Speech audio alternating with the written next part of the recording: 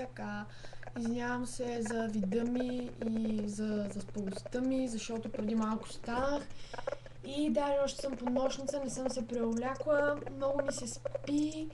Съжалявам за което, защото може би не ме прилича на нищо, както и да е. Та въпросът беше, какво мислиш за Миглена Иванова? Видео, please. Ами, Миглена Иванова, много е хубава, много е слабичка, добричка, може да имаш доверие на нея. Има хубави приятели, които я обичат и уважават. И се надявам скоро да си намери приятел и да се обичат, да се уважават, защото тя наистина го заслужава. Да. Както казах и за Маргарита Панайотова.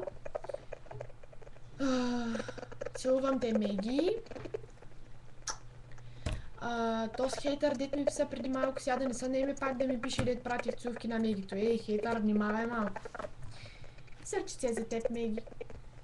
Голямо. Обичам те.